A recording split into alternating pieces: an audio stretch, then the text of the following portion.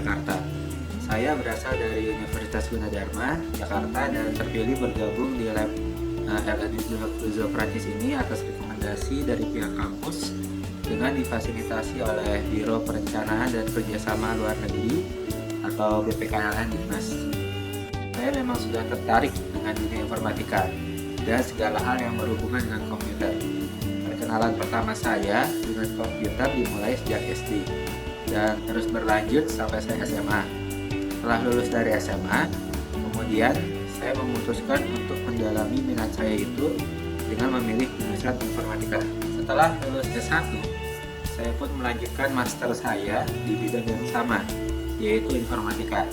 Atas kerjasama pihak universitas saya dengan Université de Bourgogne di bidang image processing, kemudian saya terpilih untuk bergabung di program SANDWICH ini, di mana saya menghabiskan tahun pertama di Indonesia dan kemudian melanjutkan tahun kedua saya di sini.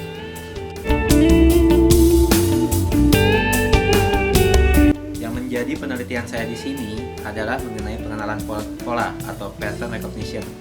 Lebih spesifiknya pengenalan pola pada kayu. Mengapa kok saya pilih kayu? Karena Indonesia memiliki hutan yang sangat luas dan telah diakui keberadaannya sebagai paru-paru di dunia. Inilah yang menjadi motivasi utama saya. Dengan mengembangkan pengenalan pola pada kayu, saya berharap penggunaannya akan dapat dimanfaatkan untuk berbagai macam keperluan, seperti klasifikasi keanekaragaman hayati, pelestarian spesies kayu langka, ataupun untuk pemanfaatan komersial. Terlebih lagi, karena profesor saya di sini memiliki banyak data mengenai kayu, sehingga saya dimudahkan untuk bekerja di bidang ini.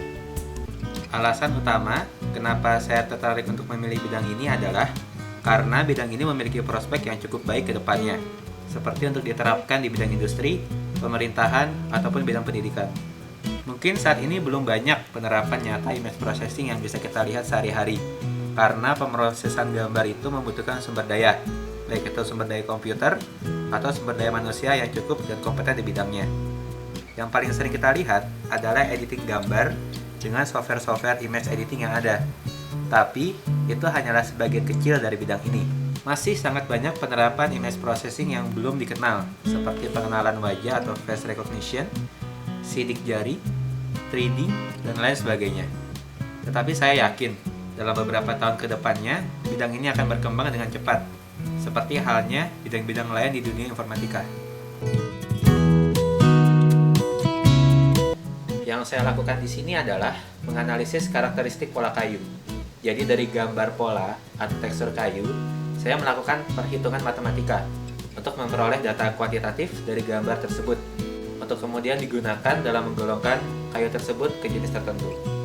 Selama ini ketika kita melihat sebuah gambar, yang sering kita ungkapkan untuk mendeskripsikan gambar itu adalah terang atau gelapnya gambar tersebut, atau mungkin bentuk yang terdapat dalam gambar tersebut. Misalnya, ketika kita lihat gambar sebuah daun pisang, kita akan mudah mengenalinya karena daun pisang itu memiliki warna dan bentuk yang khas. Tapi tidak untuk komputer.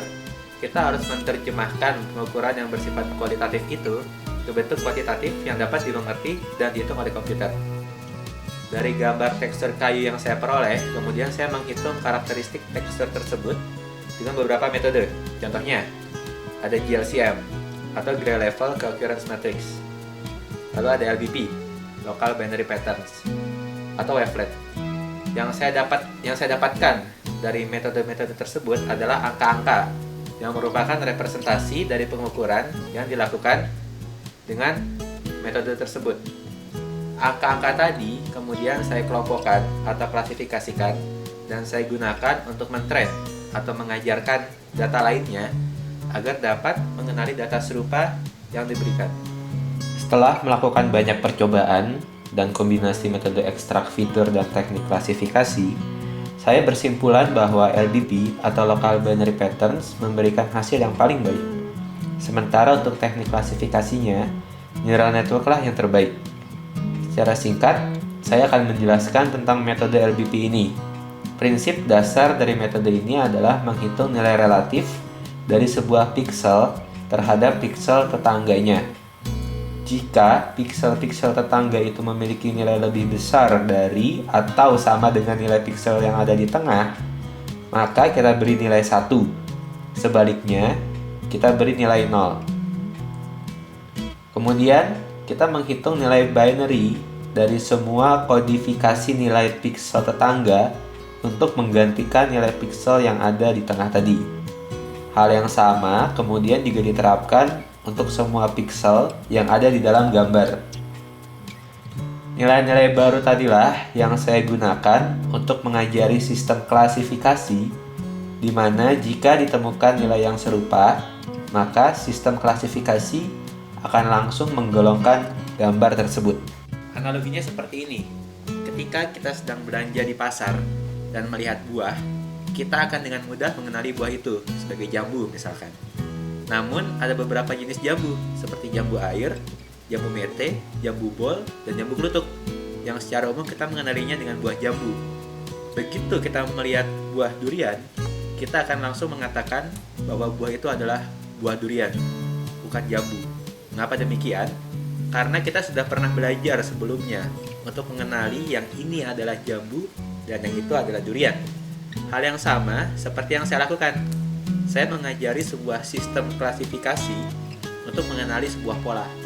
Ketika ditemukan sebuah pola yang saya tidak tahu jenisnya, maka sistem tersebut harus dapat memprediksi seberapa besar kemungkinan pola itu masuk ke dalam jenis tertentu. Semakin banyak pola yang bisa saya ajarkan, maka semakin besar pula tingkat keakuratan yang akan diberikan oleh sistem klasifikasi tersebut.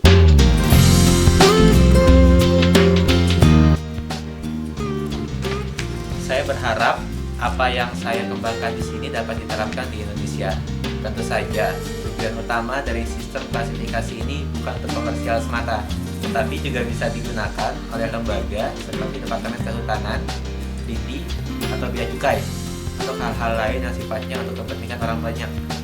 Dengan sistem klasifikasi ini, diharapkan kita dapat mendata jenis-jenis kayu yang ada di Indonesia, dan jumlahnya sangat banyak sekali, untuk berbagai macam kebutuhan, seperti pengklasifikasian keanekaragaman hayati, pelestarian spesies kayu yang hampir punah, dan pengendalian eksploitasi jenis kayu tertentu.